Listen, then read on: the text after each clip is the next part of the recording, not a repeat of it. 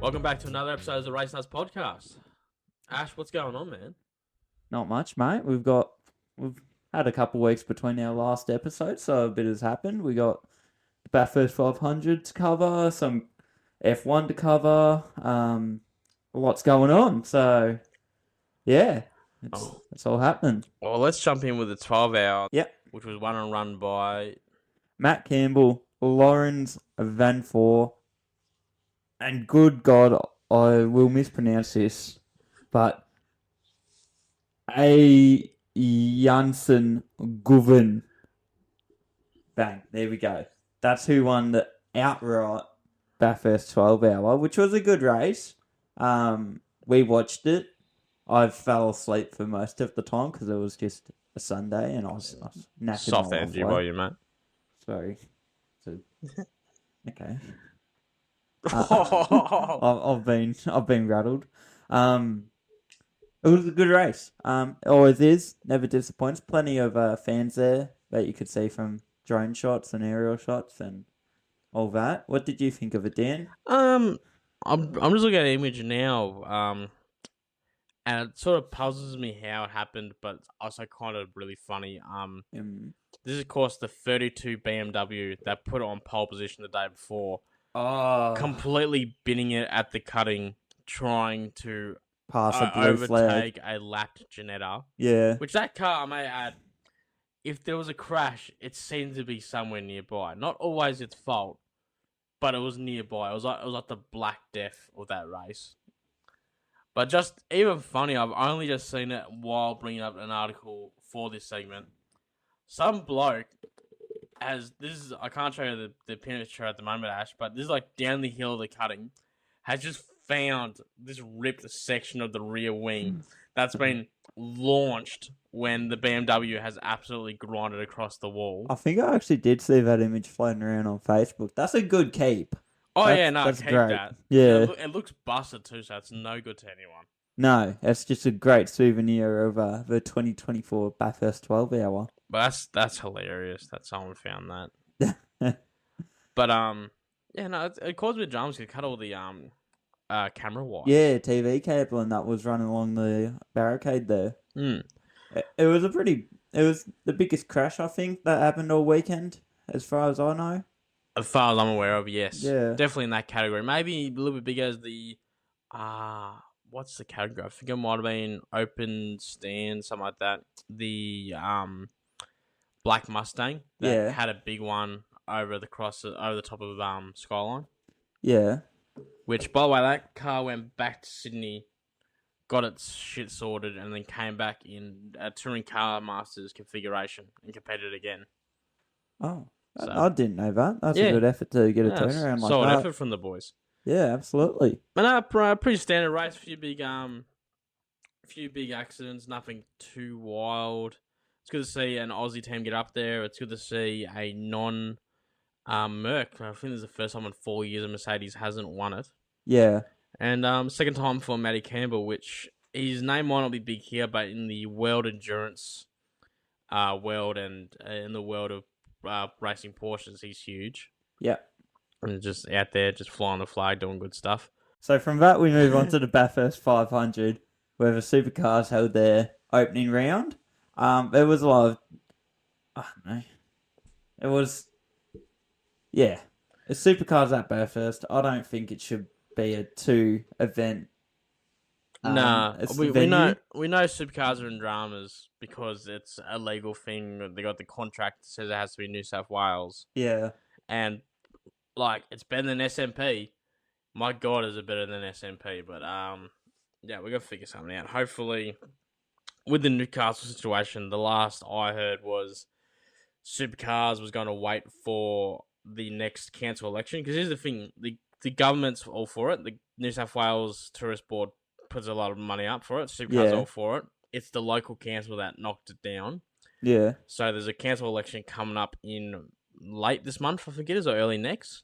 Yeah. And Supercars came out, like, we're gonna wait for the new council, see what the new council's like, and then take it from there. Hopefully the new council might be a little more open to us, and so we can bring the race back in 25. Yeah. In response, the current Newcastle City Council has decided to start installing roundabouts over crucial parts of the racetrack, meaning that any new council would have to justify Knocking those roundabouts out. So it's pretty much the same playbook that we almost saw in Adelaide before the track managed to get a temporary heritage listing, but hopefully it comes back because that's a good event. It is a great event. There is murmurs of possibly another New South Wales track event in I think is the Auden Valley, some valley nearby Newcastle. But that'll be a couple of years away at least. Yeah, but they'd have to get it up a scrap to have V8s in the supporting categories that come with them. Yeah, that's the situation with Wise at Bathurst. But moving more towards Supercars, they made it a week-long event because Bathurst has the rule they can only do 5 events a year because being a public road. So they sort of snuck it into 2 weekends by making it one big event. Saw performances by the Wiggles throughout the weekend as the track transferred from from Bathurst 12 Hour to Supercars. Yeah. And then of course we saw all the new cars flying up. We finally saw the Erebus livery. Yeah, which is horrific. Backing. It's horrific. Yeah. But TFH have done good to come in and try the and people do that are something. on it are good. It's the fall from grace. Yeah. It's been huge. Oh, 5 months ago they were top of the world. Top of the world, and now they're bottom of the barrel, scraping by, inconsistent as fucking shit. Yeah, they had decent qualifying, couldn't hold it in the race. Yeah. It's good to see Todd really Stephen Bradbury's way in there. Yeah, he's along with TFH temporary fence hire. He's basically bought a seat because TFH are actually backing his trans down. Yeah, I believe. So is basically if TFH are on the Erebus cars, it's because of Todd. Yeah, it's because of Todd, and therefore I reckon Todd secured that seat. Yeah, I believe I did read somewhere that he brought them across from his Trans-Am program. Yeah, and I did notice as well. I believe they do sponsor I'm not sure of the car number or anything, but I did see it. They sponsor I'm blanking hard right now. Aussie racing car. Yes, I think I did see that too. So that it's not their first kind of rodeo at all. Nah, entering the motorsport sponsorship world. Yeah, we got nothing new on the Brody situation, at least properly publicly confirmed. We still got plenty of rumors that we're not going to bring up because it's just rumors. Yeah, but we did see an interview with Barry and Betty. Yeah, well, they broadcasted that because of how in the shit everything is. Yeah, Brody was given the opportunity to come on to Fox and say he respectively declined, citing that it's still a legal matter. Yeah. Between him and them and with his contract. We got nothing out of the interview outside of Brody and Betty saying that it was a privacy thing. They just said they're respecting Brody's privacy. Some pundits marked if they respect his privacy and it's all about respecting him, why not let him out of the contract? Yeah. But they pretty much dodged any hard question, just hid behind the whole we're respecting privacy and blah blah. Where Brody by sentiment would love to tell us, but he can't, and he probably never will be able to. So I'm sure when this does get sorted out, one thing or another, unless Brody just rides out the contract, there'll be a pretty big NDA at the end of it. Yeah. So hopefully not, because we'd like to know what's actually gone wrong, especially some of the rumors going around. Yeah, it'd be good to see clarification. Well, even if it's just a statement that gives a bit more than what, Well, I feel like if there isn't an NDA, then the rumors about Adelaide are not true. Yeah. If there is an NDA, it's not exactly saying it is true, but it's not helping the case to say it's not. Yeah. Let's move on to get more on that. The super van that was at Bathurst. Yeah. So this is a 2,000 horsepower Ford Supervan 4.0 thing. Despite it being all electric, and I can hear the comments now, oh, it's electric. It's got 2,000 horsepower. And that's straight to the wheels too. Straight to the wheels. I believe it's 4 electric motors. Yeah. All-wheel drive and everything. The new record, it's set a new record for a closed capsule car. So I've heard some comments about, Jensen Button went faster in the Formula 1 car. He did, but this is a different record. Yeah, this is tin top. And I think Jensen only went faster by about 2 seconds. But so the new record is now 1 minute 56.28. Shit. Yeah. So and that outdoes the Mercedes brought a Super GT3 Yeah. AMG last weekend. Yeah. And that set a new record, but this beats that record by I think it's 8/10 of a second. That's fast. Yeah, so it's moves, and I know for a fact it will be at Albert Park. So I don't know if they're gonna have such a big crack there because walls and stuff is it worth Well, I mean, putting up they against gave Formula it a One crack cars? at Bathurst, so Yeah. there's more walls at Bathurst, and at Albert Park you actually have like 2 meters. I mean that in terms of actually having a crack at the lap record. Because everything I've looking over the schedule for the Grand Prix, which we'll get into later, and it's just marked as demo runs. We'll talk to the driver. We'll find the driver and chat him up. If we're allowed to, we're allowed nearby, which that's another thing coming up for the Grand Prix chat. But we'll move in the We'll move in the supercars. Red Bull 1-2 qualifying on the Saturday. Yep. And followed by the same result, Chaz P3 on the Sunday. Pretty standard race, nothing too crazy. Horror start for rookie Ryan Wood. Just got caught up in a first lap incident with I think Nick Percat and a couple other drivers. Yeah. Broke his steering in turn 1, and that was it. He was into the sand trap. Yeah. But overall, the cars did seem a little bit more competitive amongst each other, amongst Ford and amongst Holden, amongst Camaro. Whoops. You get no arsehole for saying that, mate. Whoa. I didn't cancel the bloody cars. Still not 100%. The Camaros definitely did look faster, but even the head of Ford Development Motorsports, head of Ford Performance was there from the US, and even he was saying that Bathurst is such a bit of a misnomer with this, because nowhere we will be going in a straight line for so long, so hard. Yeah. So, still work to be done, but nothing too crazy. They definitely got it in the ballpark. Seemed over the mountain, they seemed to be pretty alright. I know Chaz was definitely pushing the limits on that second race over the mountain. Yeah. So, that's pretty much all that really happened for race 1. Aaron Love put it into the wall twice, which is disappointing. He nicked it once, managed to keep it going, and then he did it properly a couple laps later. Yeah, it'd be good to see him keep it out of the wall. Like, I know He's got from last time, we know that's his style and all that, getting so very close, but he's just got to bring the car home to Blanchard Racing in one piece, bag of points, that's it. Doesn't have to be on the podium. Doesn't have to try to be on the podium. He's got speed. He's just starting to get a bit of a reputation for it now because his last 2 events in Super 2, which was Bathurst and Sandown, okay, I believe the crash at Sandown, he was tagged, so that wasn't his fault. Yeah. But then he put it into the wall during qualifying in Super 2 at Bathurst. Yeah. Now, I think he nicked the wall during the race. Yeah. And now we come back to Bathurst, and he's put it into the wall 3 times because he hit the wall again in race 2. Yeah. So he needs to shake that reputation off because he's got speed. He's proven he's got speed. He's got to keep it off the walls. And I guess it's a bit of a baptized by fire because very rarely would you come to a track like Bathurst and make your Supercars debut. Yeah. But, one that asks so much of the driver, yeah. But actually, speaking of rookies, we got 3 rookies this year: Aaron Love, Jackson Evans, and Ryan Wood. Yeah. Ryan Wood pretty much suffered a very similar fate in race 2. Of he had some contact that wasn't his fault, got damaged, and he limped it for a few laps, but eventually they called it in, and it was just too much to retire the car, so he's got double DNF from Bathurst. Yeah.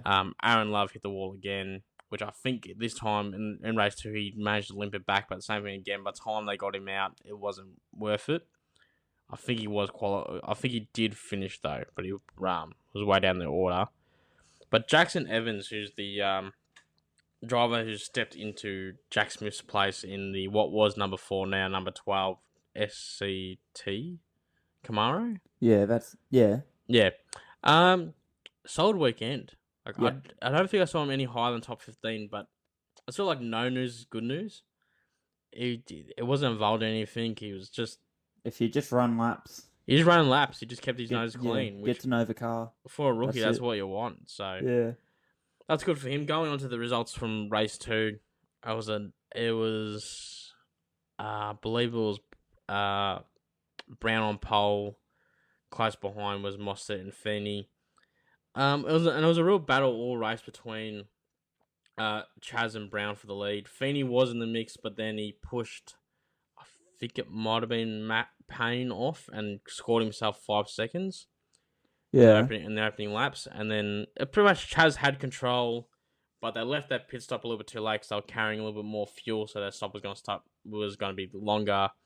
And then they had a drama with the front left, which just allowed Brown to get in front, exiting the pit lane. And once you have track position and control of the race, Brown just pretty much held it. But Chaz was definitely throwing everything he had at it. Just faster over the top of the mountain every time, but just could not keep that closeness over down Conrod Straight. That's where that little bit faster speed of the Camaro sort of worked against him. Yeah, well, I remember like I was showing the camber difference, and Chaz's camber was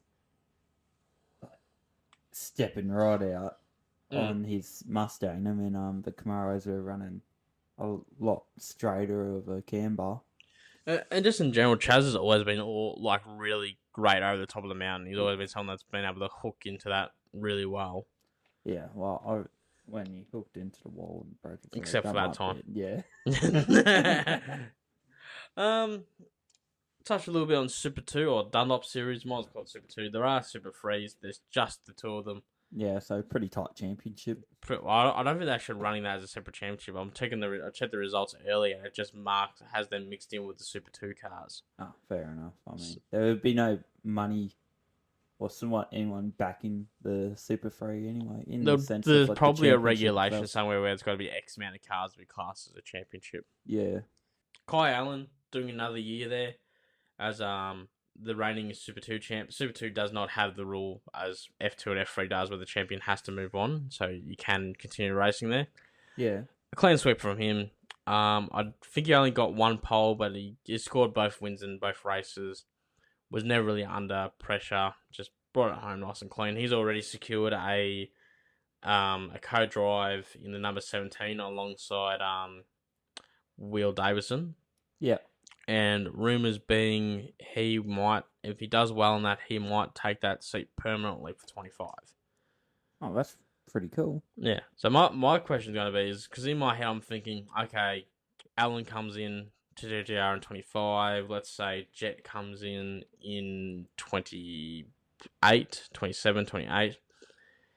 DJ's going to want the 17 on Jet Johnson's car. So does that mean they swap the numbers? Or, yeah. That's if Jet gets there. Jet had a pretty solid weekend. Unfortunately, his team was running a little bit rougher.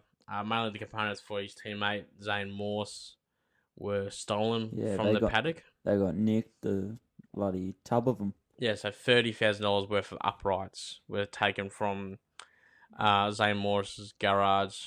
And then after his pretty heavy crash in practice 1, where he pretty much rode off the rear end of the car, it was a real struggle for them to fix that car. I think in the end they found parts of other teams that they could buy and borrow and use. Yeah. But it's a real small team. We sort of reached out to them to see if there's any way we can help get the word out of what the box looks like and all that. And speaking to the guys running that, it seemed pretty obvious that they were really desperate for that part and they can't afford it. So we're having a discussion on this Sunday night if they'll turn up somewhere, but till date they have not been found.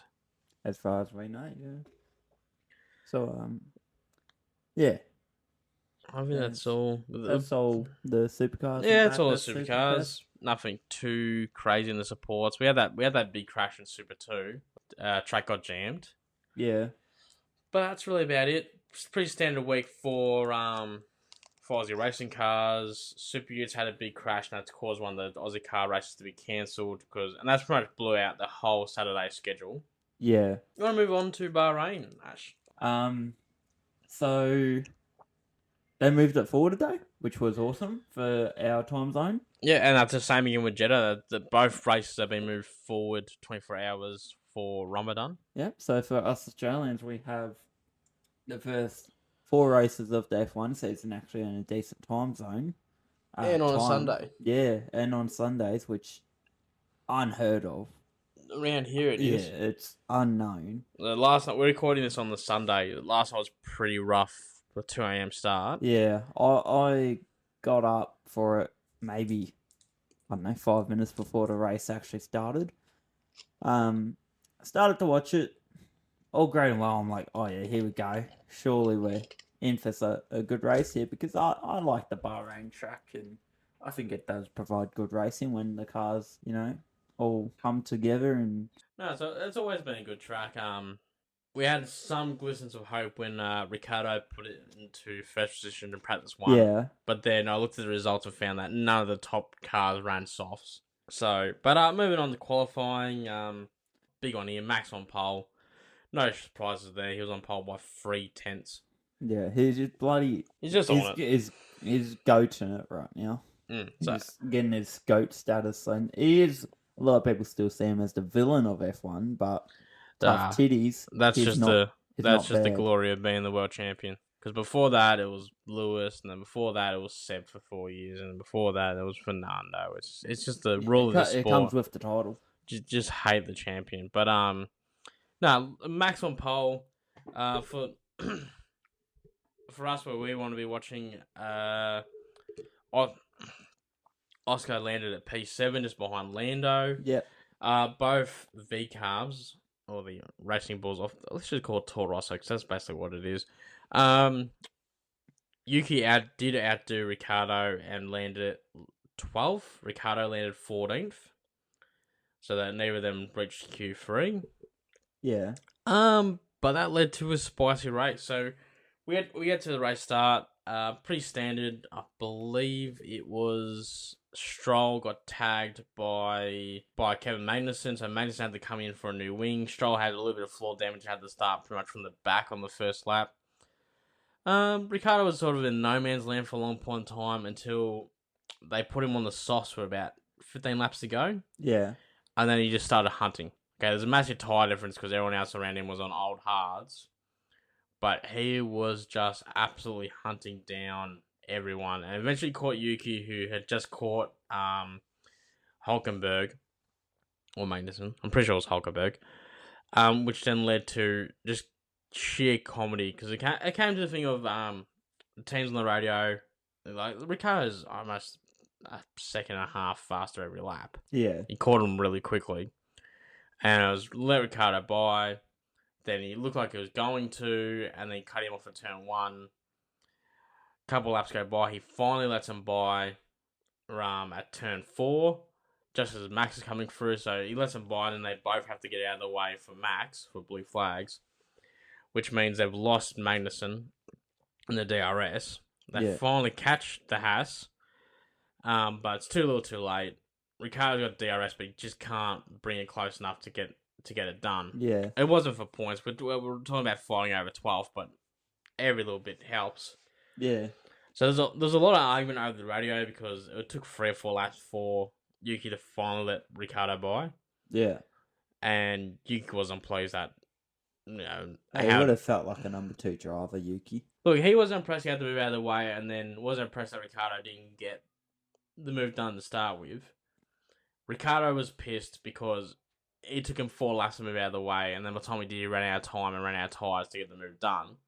And one Zhou was only 2 seconds up the road, so theoretically, if he'd been allowed to dispatch Magnussen as quick as possible, he might have got Zhou for 11th. Oh, no. Yeah. So it's all a bit silly, and then the silliness really kicks off after the flag, the in-lap. Out of the blue, for no reason, Yuki dive bombs Ricciardo with the full fronts locked up. Runs wide. Ricciardo's just in the going, righto champ, and then Yuki brings the car right next to Ricciardo and then sort of like does that side swipe gesture. Like brings it really close and sort of cuts Ricciardo off again. Yeah. And Ricciardo's first response to the radio was, "What the fuck? Do not sorry, Marco, I'll discuss it when we come back in. So he was not pleased about that. Yeah. Because it was, we watched the video after the podcast, it was really close. Yeah.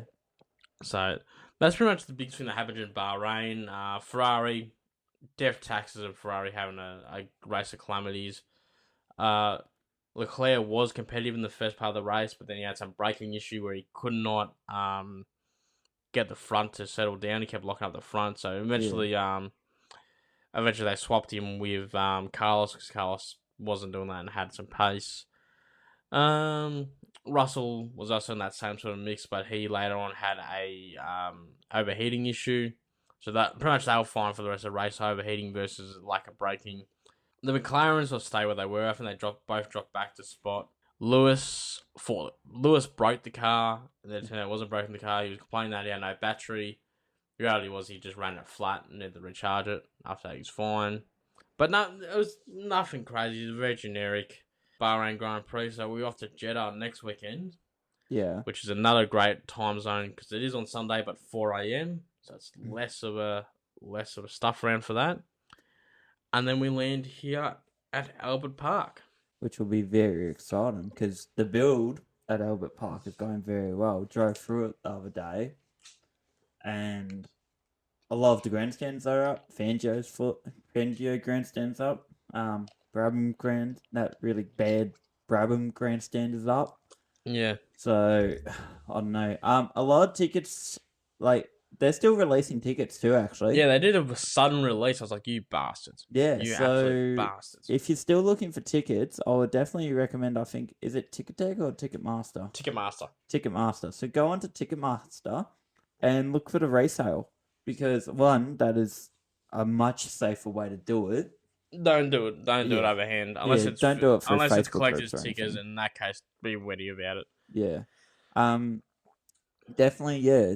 If you want to go, look around for the tickets. They're going to be priced out their ass because they're resale. So that someone has sold their tickets to Ticketmaster.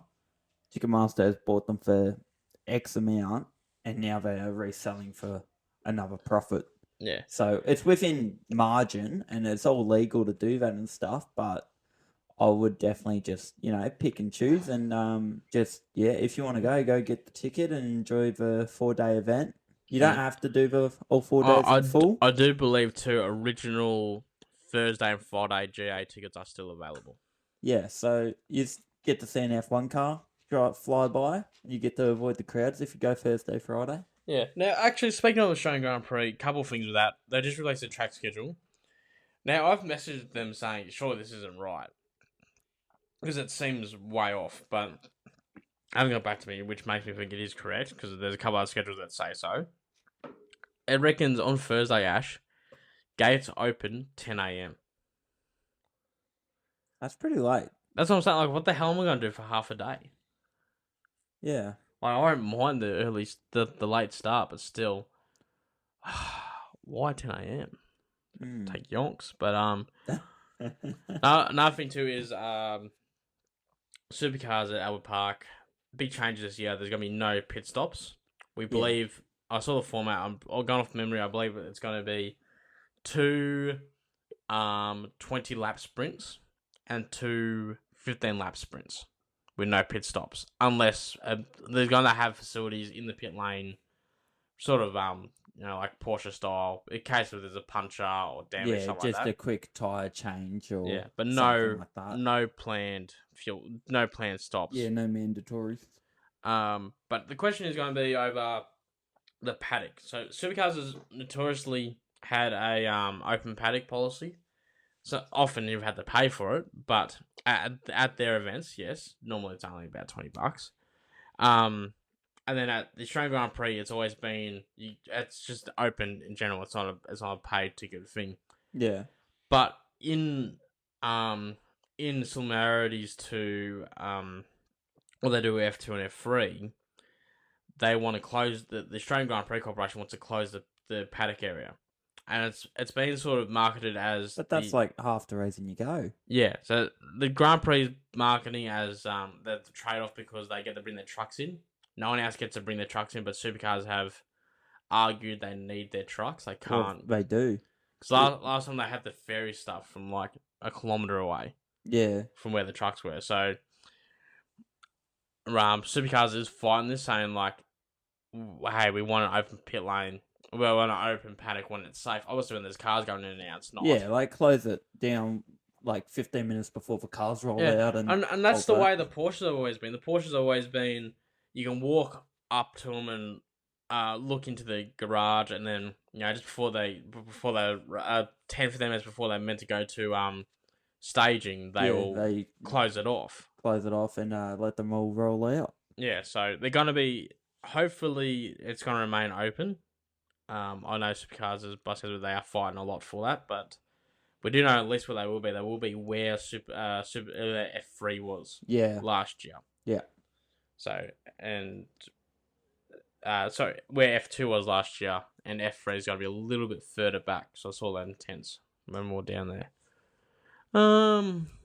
Much else from the Australian Grand Prix?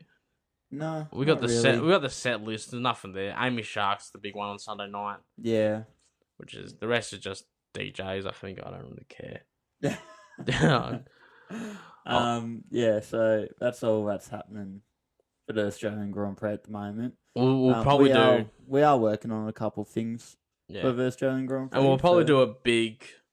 Do you reckon we'll do a big podcast, do a big video podcast on it? We'll go through the history of it and all this and that, and then probably just throw in a quick screw you Adelaide because we're biased Melbourne. People. I sucked in Adelaide. You want to keep it? You should have paid more. Keeping to the whole Australian theme, World Rallycross coming across to Australia. Yeah, World Rallycross is coming away. We got the date. It's going to be the 31st? 30th of November to something of December. 1st of December. I think it's only a 2-day event. We still don't have a venue yet. The rumours is it's going to be at the Bend in South Australia. They would have the means and all that. They could put it together. Yeah. If anyone could, they could put it together. So, I don't know, it'll be interesting. I haven't really watched too much of it because there's not really much way to watch it here, but I've done plenty of it on a few games, and it seems like a interesting thing when we watch it on YouTube and the highlights. And it's sort of a good rally. It's a rally you can sort of sit down and watch. Yeah, it keeps you very much, because it's on closed circuits, keeps you very much entertained. Going from that news, do you want to move to this sad news in New Zealand with rally? Yes. So over, I believe it was last week, we unfortunately had the loss of Brooklyn Horan and Tyson Jemmett. They were both competitors in rally in New Zealand, and we could not find much on their career or career highlights. I know Brooklyn was competing recently in the Formula Regional Oceania, part of the Toyota New Zealand Racing Series. Yeah. Which I don't think he did. All I heard, it was doing quite well. He wasn't like doing amazing, but he was in the top 10 a lot. He was keeping it on the black stuff. Yeah. Yeah. No, it's said that him, Brooklyn and Tyson have passed. So I don't know too much about it yet. It's still under investigation from Motorsports New Zealand and the local police. Yes, but when the medical team did arrive on staff, obviously they didn't go through another checkpoint, or they just heard a loud as fuck bang when it went into a tree or whatever. I'm pretty sure Rally's got marshals. Yeah, so there's a marshal every couple hundred meters or so. Yeah, so when they didn't go past someone or whatever happened, flags were raised. They sent a med vehicle out, and they were found. Yeah, but no, it's sad. I've heard a lot of questions about the age. I believe the age of the New Zealand racing license starts at 14 for certain powered vehicles. Yeah. So Brooklyn being 15, he classed, and he would have had to have a I'm not a dipshit license. Yeah, well, I'm pretty sure he would have done, considering that he was racing Formula Regional Oceania as well. I'm presuming he would have been doing karts, and this would not be a new thing for him. Yeah. What else do we have? Will we close off for this week? Shout out Crystal Mansell. Formula 3 podium in the second race. Yep. We'll see him again in Melbourne. Yep. Might try to get his autograph. Yeah, might be able to if you're allowed in the garage. He's in Formula 3, so it'll be close enough to get to. Just pay off the Wilson security blokes. That'll be right. Yeah. So I think that's all we really have. I think that's all we really have. Yeah, no, there's nothing. There's not really much. Probably our next episode will probably be that big Australian Grand Prix thing. Yeah. Because nothing we've got between now and then is Jeddah. Yeah. Which I believe will just be just the same as Bahrain. I don't think we'll see nothing crazy there. No. Supercars back. Actually, no, sorry. Speed Series is at Tassie in a couple of weeks' time. Cool. Yeah, so that's pretty much the only major racing. Couple local things. I think Victorian State Racing Series, believe that they're at Winton, maybe. Yeah. They've updated their calendar so they no longer clash with the LA 500s, which is good. Yeah, that's smart. Yeah, so but really nothing major happening until the Australian Grand Prix, which of course we'll see F2, F3 on track, Supercars, Porsche Carrera Cup, a couple of demo things like the Super Van, and of course Formula 1. Yeah, so till next time, I guess. Till next time, we'll catch it then. Thanks for listening.